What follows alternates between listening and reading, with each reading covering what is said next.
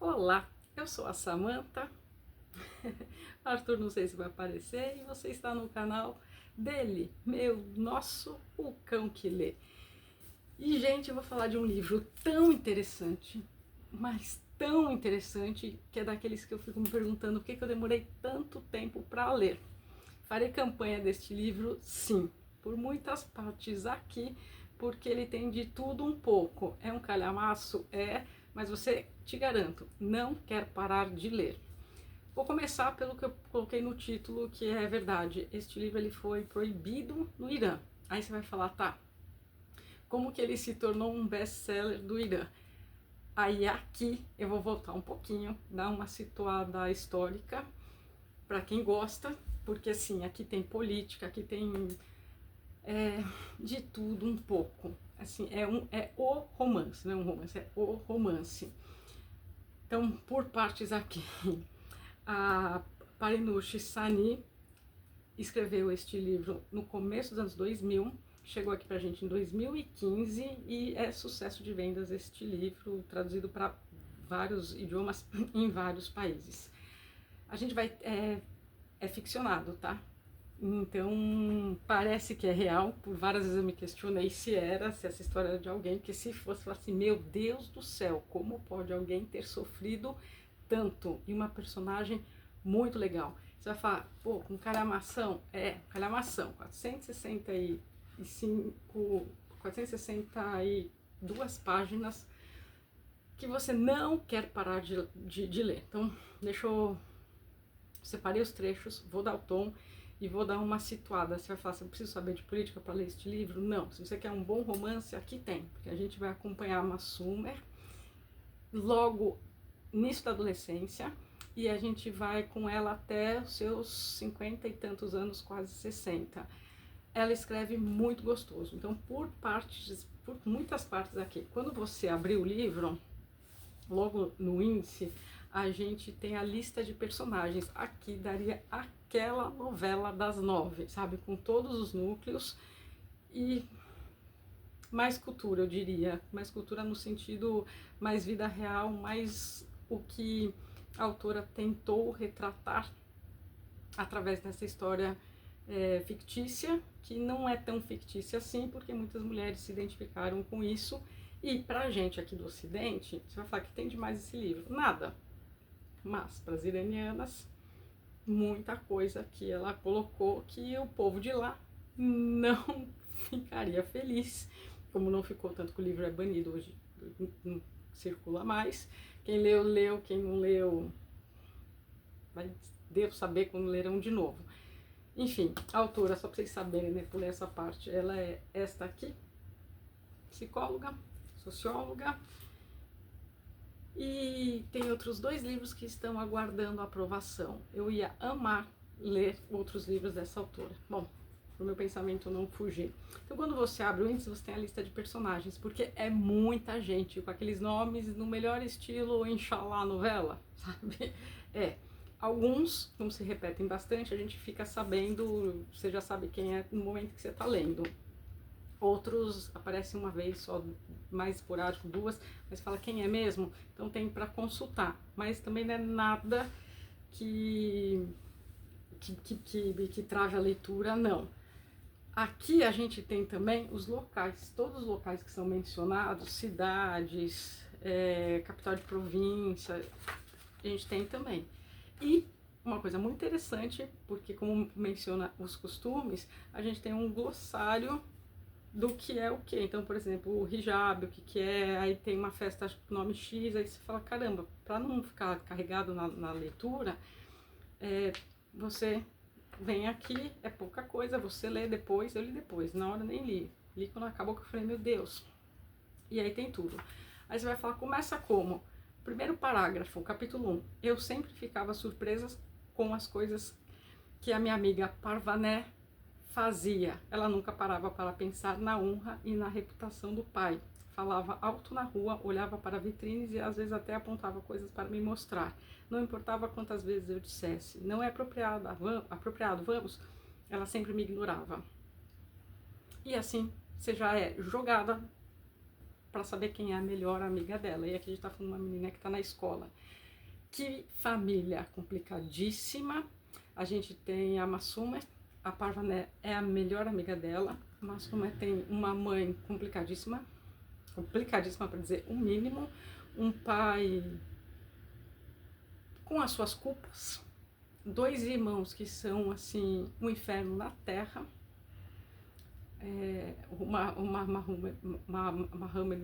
Muhammad, enfim, esses nomes, tá? E o Ali são terríveis. E ela é aquela menina assim, educada, obediente, certinha, que só quer estudar. Só que nessa época, com a mãe que tem, com esses irmãos, com a hierarquia, é que a gente vai aprendendo bem os costumes. E você vai se afeiçoando e torcendo. E ela que vai narrando em primeira pessoa. Você vai torcendo pra ela. Você vai falar assim, tem o que neste livro? Amizade. Essa Parvané mora no coração. Nem existe personagem, mas já mora no coração. A gente tem o primeiro grande amor. A gente tem as primeiras decepções. A gente tem todo o rito das tradições islâmicas, e a gente sofre com ela, a gente torce por ela, a gente acompanha todo o andar da vida dela. Aqui eu tô assim, muito tentada em mencionar alguns pontos, porque assim, não merece ficar uma resenha curta, mas também não quero encher linguiça, ao mesmo tempo que eu não quero dar spoiler, porque eu quero muito que você leia. Você que gosta de romance vai gostar, você gosta de política vai gostar, você gosta das novelas, Inshallah, vai gostar. E você quer um bom livro para não pensar em mais nada e só se focar na história, vai gostar. Você que não gosta de biografia, aqui talvez seja uma boa porta de entrada, porque quando ela está contando a história dela, não diria que é exatamente uma biografia, mas quem gosta vai gostar. Enfim, romance de formação, não sei, né? Ela começa jovenzinha e ela conta pra gente do nascimento. Então ela teve uma irmã logo que morreu, o andamento das mudanças, o que ela quer contrastando com o que ela não pode querer e o pano de fundo do que está acontecendo. Aqui sim, senta que lá vem história com H maiúsculo. Eu só vou dar o pano de fundo, vou dar os tons e vá procurar este livro. E se você tiver ele, eu acho que ele saiu aqui, só um parênteses, em um vídeo que eu fiz ano passado, livros que completam 10 anos, que estão na estante, enfim. Para quem gosta de literatura, eu vou citar aqui, tá? Aqui tem muita coisa neste livro. Não à toa um calhamacinho que poderia ter sido maior. Não dá sono, não nada. E com os nomes você vai se acostumando. É igual a literatura russa. Você, depois que pega o jeitinho, só vai. Se você tiver, não deixa, porque esse livro ficou 10 anos parado, mas aqui é aquele momento que você fala, como é gostoso a gente comprar, um dia lerei, um dia o livro chama e aí a gente lê. Pois bem, pano de fundo, Revolução Iraniana. Não é uma aula de história, mas só vou falar algumas coisas muito importantes que devem corroborar com alguns trechinhos que eu lerei aqui. O ano é 1979, não é uma explicação, não é uma aula de história, nem sou historiadora, tá, gente? Eu só sou uma apaixonada por história, então eu sempre estou estudando. Revolução Iraniana, 1979. O que a gente tem? A gente tem um levante popular contra o Shah, Reza Pahlavi.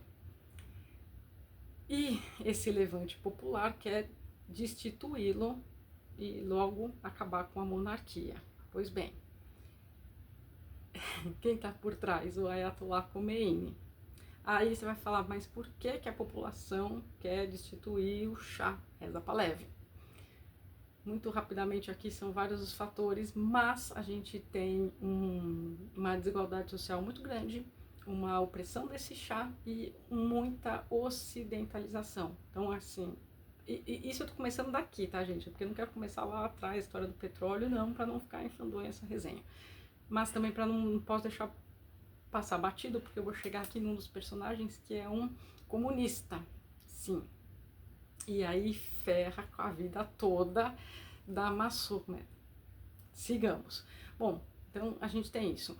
No pós-revolução iraniana, a gente teve o quê? A gente teve a instauração de um regime teocrático baseado nas leis islâmicas, que é a Sharia. Isso quem fez? O Ayatollah Khomeini, tá? a gente teve uma pré-revolução, né, algumas questões assim importantes. Então assim, né, eu falei o ano é 1979, mas aconteceram coisas já em 1978, e em 79 a gente tem que é chamado de Sexta-feira Negra, um massacre muito grande de jovens em Teherã que estavam contra o regime do Shah. Então tudo isso culminou nesta revolução. Pois bem, aí você vai falar, tá, é só isso? É, mas tenho que mencionar aqui um grupo e um partido comunistas que vão dar muito a tônica do marido dela, porque sim, ela é forçada a casar como pede a tradição. Tem um partido chamado Tudeh. Ele existiu, tá? Vida real isso, gente. Ainda estou aqui na contextualização histórica. Este partido chamado Tudeh, T-U-D-E-H, foi um partido comunista fundado em 1941, inspirado na União Soviética. O que eles queriam? A luta de classes e a nacionalização. Pronto. A gente tem também uma organização de guerrilheiros, e aí tem outro nome, um outro nome maiorzinho um pouco, que compactuavam dessas ideias, comunistas, é claro. Eles eram marxistas e usavam táticas de guerrilha. Então eles eram, assim, o Tudeh já era radical, essa organização mais radical ainda. O que aconteceu? Isso aqui vai ser muito importante, não tá descrito desse jeito que eu vou falar, tá? Só saiba disso, porque pra vocês saberem que situação que a autora tá jogando, porque a gente que é do Ocidente não vivenciou isso, como eles vivenciaram lá. Então, por isso que ela não explica durante a trajetória das personagens, porque quem é iraniano não sabe disso aqui que eu tô falando. O brasileiro deveria saber também. Já chego lá, vou dar meu pitaco político, porque psicanalítico não tem. Não, hoje eu vou optar pela parte política. Pois bem, então este grupo, este partido Tudeh e esta organização de guerrilheiros do povo iraniano, mais os trabalhadores, mais os intelectuais se juntaram para fazerem uma aliança temporária junto com um grupo islâmico. Que grupo islâmico? O grupo islâmico do Ayatollah Khomeini. Pera, eu espero aí que você esteja acompanhando meu raciocínio, que eu esteja sendo clara, porque aqui já dá para ver todas as contradições dessa história. Mas tá, eles se alinharam, vamos fazer uma aliança temporária, a gente derruba o regime do Shah, eu tenho medo de falar Shah, mas a gente derruba o regime do Shah. E aí, isso é que importa. Os islamistas ficaram muito felizes com este apoio do pessoal da esquerda. Por quê? Porque em eles apoiando seria mais fácil, que teria mais gente, teria todo o grupo, os liberais, todo mundo junto para derrubar o regime do Shah e instaurar este regime que eu mencionei, o teocrático do Ayatollah Khomeini. Na cabeça do... Tá de rir, porque eu falo, gente, é só abrir um livro de história, mas enfim, na cabeça dos Tudeh, eles estariam, do partido, eles estariam sendo assim uma frente anti-imperialismo de quem? Dos Estados Unidos, na cabeça deles. Pois bem, o que acontece? Em 1980, bom, eles conseguem derrubar o Shah, o Reza Pahlavi, o Ayatollah Khomeini, ele toma o poder. Então, a ordem cronológica mais ou menos foi o Shah zarpa do Irã em 1979, foi tudo muito próximo. Em 1979, o Khomeini estava fora, enfim, reaparece, e aí há essa derrubada da monarquia, e aí ele instaura este regime. E aí o que aconteceu com esses outros grupos? Em 1980 já está consolidado a República do Islã, e por já estar consolidado a República do Islã, eles então começam a grande perseguição contra os comunistas e os socialistas, contra os esquerdistas. E, assim, você vai falar, Mas esses que ajudaram a colocar o Khomeini lá, sim. A partir do momento em que essa teocracia toma o poder, ela extermina com os esquerdistas. De que modo? Vários modos. A gente tem a guerra Irã-Iraque acontecendo, isso é importante também porque ela vai ter filho, não esqueça, ela vai ter filho, só para situar, que vai ter que lutar nesta guerra contra o Iraque. E o Iraque era apoiado pelos Estados Unidos. O que o governo do Khomeini faz para ter presos políticos, ele acusa os soldados dele mesmo, os iranianos, de ajudarem, passar informação, esse tipo de coisa, para os iranianos, e aí eles são presos. A maioria eram quem? Socialistas e comunistas, tá? Aí depois que é preso, enfim, essa guerra vai de mais ou menos 1980 a meados de 1988. E aí o que a gente tem? A gente tem um episódio conhecido como Massacre de 1988, que foi uma ordem de execução dada pelo Ayatollah Khomeini para dentro das prisões exterminar com os presos políticos. Que presos políticos? Aqueles que pensavam diferente no regime do Ayatollah. Então, dentro das prisões foram executados milhares de comunistas, tá? Pois bem, aí até cita aqui, aqui também cita a cidade a prisão de Evin, não sei como é que fala. E aqui tem um personagem importante que vai passar por lá. Bom, pois bem, então a gente tem, este é todo o panorama, tá? Ufa, falei, pronto. Não vou conseguir ficar sem dar meus pitacos. Antes de eu adentrar ainda no livro. Aí você vai falar, mas espera, há pouco tempo atrás, agora, 2025, não estava o pessoal de esquerda protestando contra os Estados Unidos, que foi lá e jogou, né, a bomba para dar paz aí, Irã. E nem sempre eles não foram amigos, tá? Nem sempre. A história é mais longa, mas enfim, vou me ater aqui que é a partir do livro que compete é esse trecho histórico.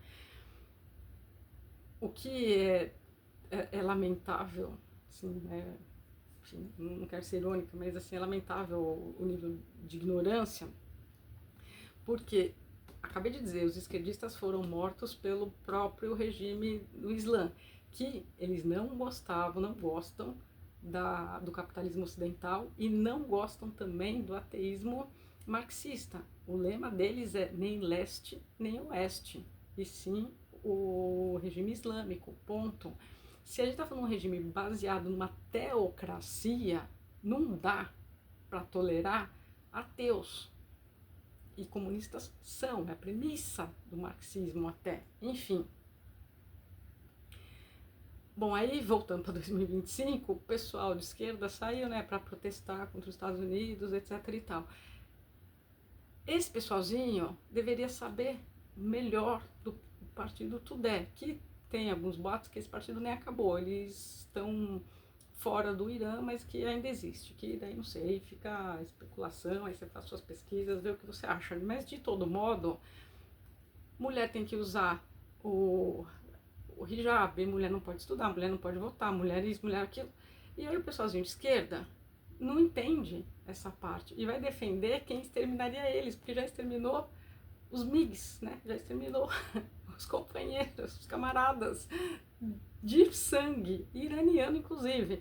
Então, assim, é até de rir, né? Quando o próprio PT, a primeira vez que subiu no poder em 2003, o Lula, nossa senhora, essa reprise B que a gente está assistindo, tentou uma aproximação, enfim, como se fosse para protagonizar, enfim, eu não vou nem falar nada, eu já fiz a resenha aqui do Aposta em Teherã, quando o Irã começou a enriquecer o urânio. Bom, não por menos, os Estados Unidos acabou com as usinas lá, agora não tem mais medo de enriquecer e, enfim, né, terem ou não mais uma bomba nuclear, mas enfim, lá no início da década de 10, teve essa tentativa. E aí você vai falar, mas o Irã faz o quê? Ele é muito pragmático, ele tem sim acordos geopolíticos, mas ele não é alinhado com nada, e aqui dá para ir mais a fundo na história.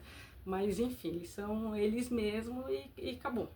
ponto, acabou, nem é mais o Ayatollah Khomeini já faz tempo, aí espero que vocês se recordem das aulas de história. Mas enfim, vindo para a história então, a história, o romance, voltando, a gente tem a Massumer, que é uma menina incrível, fantástica, que você se pergunta como ela está aguentando tudo isso na vida dela, e você vai torcendo para que as coisas melhorem. Bom, eu já dei o tom, separei algumas partes muito importantes que eu não vou deixar de ler, de alguns trechos, porque como é dividido por capítulos, há-se saltos temporais, tá, na história. Aí você vai falar, fica gap em aberto? Não, mas eu não vou contar para vocês o final. Mas, se você ficou aí até agora, eu vou dar uma lidinha num negócio aqui para vocês, que o título me chamou muita atenção. Minha mãe dizia, o destino de todo mundo está pré-determinado, está reservado para cada pessoa. E mesmo se o céu cair da terra, não vai mudar. Eu costumo me perguntar, qual é a minha participação nesta vida? Eu já tive um destino próprio, independente? Ou sempre fiz parte do destino que guiava a vida dos homens na minha vida, todos os quais me sacrificaram de alguma forma no altar das opiniões e objetivos deles? Meu pai e meus irmãos me sacrificaram pela honra deles. Meu marido me sacrificou por suas ideologias e objetivos, e eu paguei o preço pelos gestos heróicos e deveres patrióticos dos meus filhos. Quem eu fui, afinal? A esposa de um insurgente e traidor? Ou a esposa de um herói que lutava pela liberdade? A mãe de um dissidente? Ou a mãe sacrificada de um lutador e amante da liberdade? Então aqui tá bem resumido, e aí eu vou voltar lá pra frente, lá pro início da história, que não é tão início assim, que eu já tô na página 125, mas aqui você lê que você faz assim. Bom, como é que alguém pode deixar a casa do pai e nunca mais voltar? Como se nunca tivesse tido um pai e uma mãe com os quais tem uma dívida. Estávamos no meio da sala, quando de repente não aguentei mais ouvi-la. Uma dívida? Gritei. Por que eu tenho uma dívida com vocês? Porque vocês me fizeram? Eu pedi para ser concebida para agora ter uma dívida com vocês? Foi tudo para o meu próprio prazer? E quando descobriram que eu era menina, lamentaram, ficaram tristes e se arrependeram de terem me concebido. O que fizeram para mim? Implorei para me deixarem ir à escola. Vocês deixaram? Implorei para não me forçarem a casar, para me deixarem viver naquela casa horrível por mais 1 ano ou 2. Vocês deixaram? Quanto me bateram? Quantas vezes cheguei perto da morte? Aí você fala, nossa, mas ela tem um tom assim. Não, o tom dela vai mudando, é que assim, ela aguenta até muito. Tem horas que você fala assim, pelo amor de Deus, e aí tem horas que você tá acompanhando e tá entendendo, porque a gente tá vendo todo o lado dela e dessa família tenebrosa, enfim. Um outro trechinho para dar o tom aqui, ó, daí da parte que eu falei para vocês, ó. Vou só um parágrafo mesmo, então aqui. É claro que eu sabia que lutavam contra o regime de Shah, mas eu não fazia ideia que a dimensão das atividades havia crescido a esse ponto. Eu sempre imaginava que suas ações fossem limitadas a debates intelectuais, impressão de panfletos, escrita de artigos, boletins informativos e livros e palestras. Nesta noite, quando Hamid, que é a mãe dela, foi para o quarto, contei a ele que escutara a conversa. Caí no choro e implorei a ele para desistir de tudo, para pensar na vida dele e nos filhos. Tarde demais, disse ele. Eu nunca deveria ter constituído família. Eu lhe disse isso de várias formas diferentes, mas você não aceitou. Eu estou vivo por causa dos meus ideais e do meu compromisso de viver de acordo com eles. Não posso pensar somente nos meus próprios filhos e me esquecer das milhares de crianças infelizes que vivem sob a tirania desse carrasco. Nós juramos salvar o povo e libertá-lo. Mas o que estão planejando é muito perigoso. Acha mesmo que com um punhado de pessoas vocês podem enfrentar um exército, a força policial e a SAVAK, que é a polícia secreta? Destruir todos eles e salvar o povo? Perguntei. Aí o marido responde, temos de fazer algo para que o mundo pare de acreditar que este país é uma ilha de paz e estabilidade. Temos de abalar as bases para que as massas despertem. Parem de ter medo e comecem a acreditar que até esse poder imenso pode cair. Depois disso, elas vão se juntar a nós aos poucos. E aí continua. Mas tá vendo aqui a importância? Então tem sim muitos desses tipos de diálogos entre ela e o marido. esse marido é extremamente ausente, ela teve um amor que você fala, meu Deus, e que pontua. Ela teve 3 filhos com personalidades bem diferentes, mas aqui não vou comentar, porque eu quero que você leia. E ela foi uma gigante. Nossa, que mulher admirável. Um trecho aqui muito importante. Ah, não, ainda não, esse aqui. Super em amarelo. Olha que interessante isso aqui, ó. Tô no capítulo 6, página 293. Vivíamos de modo triunfal, saboreando a liberdade recém-conquistada. As calçadas estavam abarrotadas de vendedores com todos os livros e panfletos que até pouco tempo atrás poderiam custar a vida de quem os tivesse. Todo tipo de revistas e jornais estavam disponíveis. Falávamos com liberdade sobre qualquer coisa. Não tínhamos medo da SAVAK e de mais ninguém.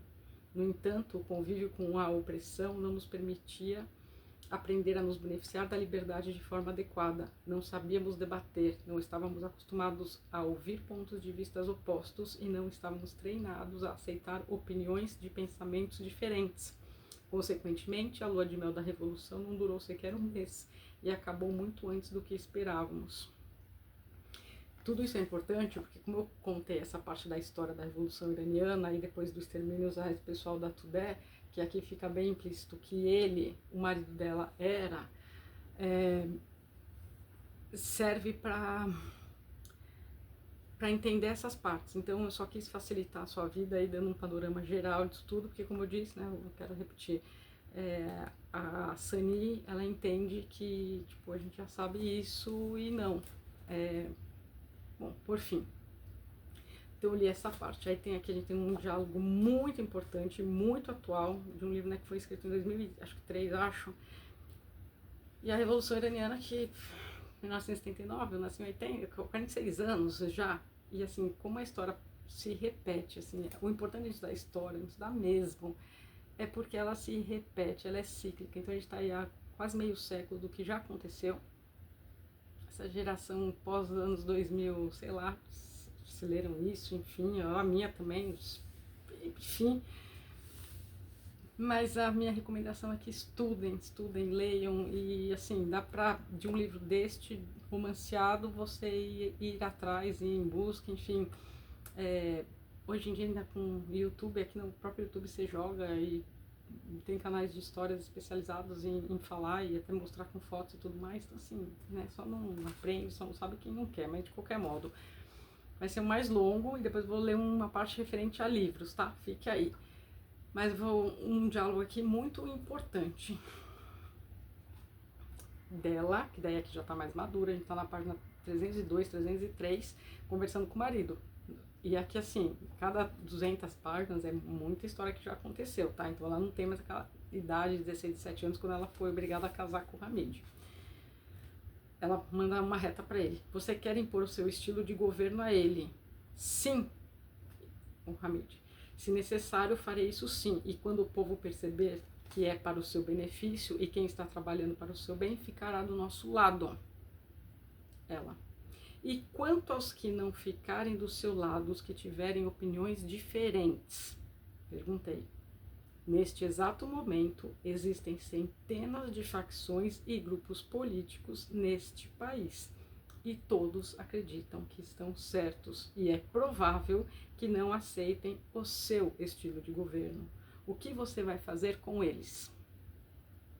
O marido comunista do partido Tudeh, como todo bom esquerdista, respondeu.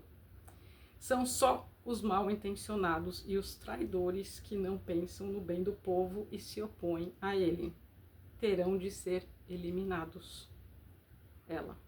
Está querendo dizer que você os executaria? Ele sim, se necessário.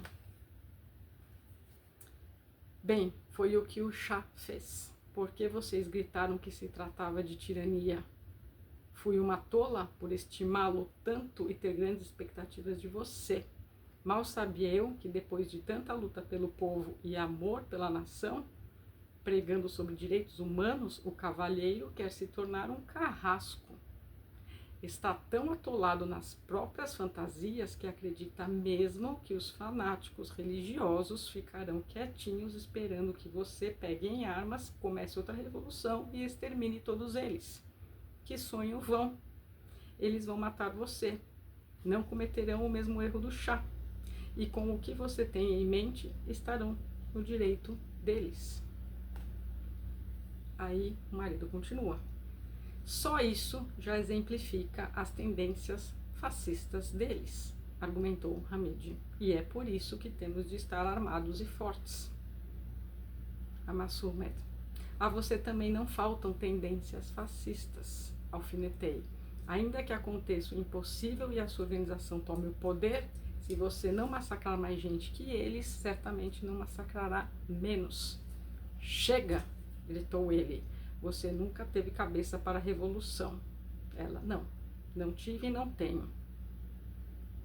E aí, deixo aí com vocês para continuar a leitura. Então, é nesta pegada. Enfim, no capítulo 8 você já tá assim, meu Deus, já aconteceu tanta coisa na vida dela, que ela começa assim, os acontecimentos da minha vida desenvolviam-se de tal maneira que eu sempre tinha a chance de respirar e me fortalecer. E quanto maior o período de calmaria, pior era o choque do incidente seguinte. E gente, você fala assim, não é possível, mas sempre é possível. Mais um trechinho, vou chegar na parte dos livros, que é interessantíssimo, uma discussão que ela tem que ter com o filho dela, e não vou contar mais nada. Claro, político, porque, né, é recheado de política. Aqui ela está conversando com o filho mais velho dela, Siamak, que sim foi uma homenagem a um revolucionário, tá? Mas aqui não menciona qual, e aí eu achei que ia ficar muita história se eu também fosse falar, então assim, Siamak. S-I-A-M-A-K. Vamos lá. Olhei para Siamak com cautela. O velho dilema ainda castigava sua alma. Eu não queria distorcer a imagem que ele tinha do pai e privá-lo do orgulho que sentia, mas vi essa sua necessidade e dependência como um reflexo da sua imaturidade. Olha, Siamak, não tenho paciência para esse teatro. Você sabe que eu não pensava como seu pai. Ele era um homem gentil e decente, mas tinha falhas e deficiências também. A mais grave era o seu ponto de vista unilateral. Para ele e aqueles que acreditavam na sua visão política, o mundo era dividido em dois. Todo mundo estava a favor ou contra eles, e tudo que tivesse a ver com o grupo oposto era ruim. Até quando o assunto era arte, ele só considerava artistas aqueles que dividiam a sua perspectiva do que era ser um artista verdadeiro. Todos os outros eram idiotas. Se eu dissesse que gostava de um cantor ou que achava que alguém era um bom poeta, seu pai argumentava que o cantor ou poeta apoiava o chá, ou era anticomunista, portanto seu trabalho era um lixo. Ele chegava a fazer com que eu me sentisse culpada por gostar de uma música ou de um poema. Eles não tinham opiniões pessoais nem preferências individuais, continuei. Você lembra o dia que o Ayatollah Talegani morreu? Aqui vai aparecer mais, tá, gente, do que eu falei. Nossos vizinhos e o senhor e a senhora Degani, que apoiavam uma facção de esquerda, ficavam indo à nossa casa e ligando para nós porque não sabiam o que fazer. Antes de morrer, o Ayatollah se pronunciara contra as pessoas que haviam protestado no Kurdistão. E eles não sabiam como reagir à sua morte. Ficaram o dia todo atrás dos líderes de esquerda para saber se deviam ficar de luto ou não. Por fim, chegaram ordens de que o Ayatollah foi um defensor do povo e sua morte deveria ser lamentada. A senhora Degani caiu no choro de repente e entrou num luto profundo. Lembra-se? E aí o filho responde, etc e tal. Então, viu, é bem atual nesse sentido, mas assim, não pensem que é só isso. Isso pauta e pauta muito, porque depois ela mesma vai explicando e se fala, caramba, como que ela passou por tudo isso.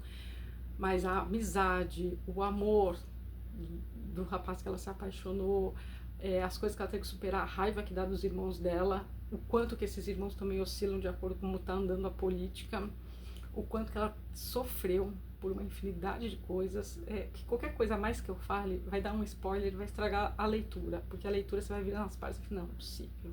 Agora, mas como essa mulher vai sair? O nascimento do primeiro filho, do segundo, olha, vou falar pra vocês, ela teve assim uma semana feliz na vida dela, e aí você fala assim, não é possível, e o final que você torce para que algo diferente aconteça, e poderia, vou deixar para você ler, mas é aquela coisa assim, é muito real. Não à toa, muitas mulheres relataram, nossa, mas você descreveu a minha vida, enfim. E a parte dos livros, que eu deixo aqui em roxo, olha que legal. Aí um dos filhos, o que que eu mais gostei, enfim, ele é apaixonante, esse menino, que um é meio problemático, mas depois toma rumo, esse outro é um docinho desde sempre, e tem a menina também que é a caçula, enfim. E aí ele se apaixona por uma menina, e ó que a mãe é, tipo, de defender os filhos e tal, mas sabe quando você apaixona por uma menina nada a ver? Pois é, se apaixona por uma menina nada a ver, várias coisas aqui. E aí, numa parte da discussão, eu achei bem bonito isso aqui, ó. Porque aquela família, assim, que quer ostentar, e só fala em dinheiro, dinheiro, dinheiro, e assim... E ele é todo sensível, poeta, enfim. Aí, daqui numa das conversas, a mãe manda para esse filho: você já viu alguma estante de livros, por menor que seja naquela casa? Já viu algum deles ler um livro? Já conversou sobre algum trabalho cultural, uma obra de arte ou uma peça de antiguidade, sem mencionar o valor monetário? Isso é bobagem, nem todo mundo expõe os livros que tem. E por que você ficaria procurando os livros deles, a mãe? Porque eu quero saber quais são as inclinações intelectuais deles. Por favor, nós temos livros de todas as áreas, seitas e crenças. Quem poderia saber quais são as nossas inclinações intelectuais? Perguntou o filho. Aí ela responde: alguém que seja um pensador e um intelectual. O filho: como? Prestem atenção nisso e vejam se não é verdade. Na estante de um comunista, há livros sobre essa ideologia, do básico ao avançado. Os romances geralmente são de Máximo Gorky e outros escritores russos. E há obras de Romain Rolland e outros semelhantes. Há muito poucos livros de outras filosofias e ideologias. Já a estante de um intelectual não comunista tem alguns livros básicos sobre teoria comunista. O restante seria o que os comunistas descrevem como literatura burguesa. Aí o filho rebate: ter todos os livros de Shariat na biblioteca não significa que a pessoa tem fortes inclinações para o islamismo, porque depois da revolução todo mundo comprou os livros dele. Mas a biblioteca de muçulmanos fervorosos está cheia de livros de orações sobre a teoria e a filosofia islâmica, orientação religiosa e coisas do tipo. Aí a mãe continua, perdão. Por outro lado, as estantes dos nacionalistas estão cheias de biografias de políticos e tem uma variedade de livros sobre história iraniana. Além disso, toda pessoa culta tem alguns livros no seu campo de estudo e área de especialização. Aí sim, o filho: mas por que você se importa tanto com as inclinações políticas e intelectuais deles?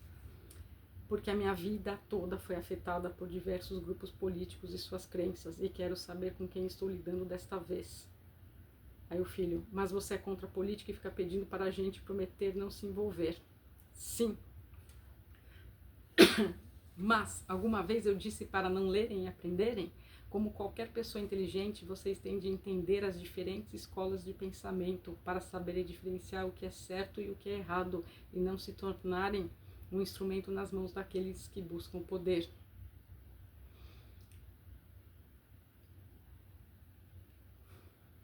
E aí ela continua. Enfim, eu achei muito interessante essa descrição de uma biblioteca, né?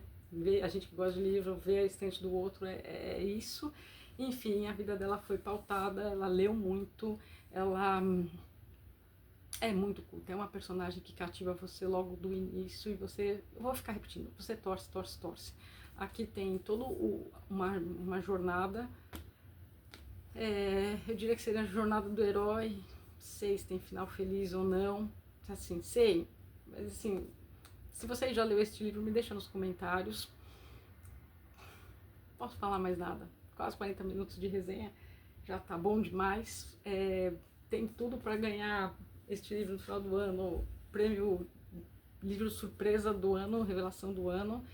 Eu gosto muito quando um livro assim me surpreende. Não estava esperando nada político, pelo contrário, estava esperando uma história de amorzinho, com um destino vai se encontrar, história Inshallah, final feliz, sabe, tipo Clone, só que não foi, e me deu este prazer enorme de ler tudo isso. Por que eu mencionei, né, esses questionamentos, essa fala até dela, a mulher não pode questionar, né, lá, aqui pra gente já é normal. E mesmo podendo questionar, né, a gente deveria, como ela coloca, ler as diversas ideologias, saber estudar, enfim. e não sair defendendo um país que na primeira oportunidade estaria, o Irã, o regime que tem ainda hoje, nos dias de hoje, estaria exterminando todos esses grupos minoritários que formam a esquerda, e a história se repete. Eu não vou ficar me repetindo, que já tá bom, 40 minutos, o cão passou por aqui, deitou aqui atrás e está cansado, então eu vou desejar uma excelente leitura para vocês, e a indicação é O Livro do Destino. Até os próximos vídeos aqui do canal, O Cão que Lê.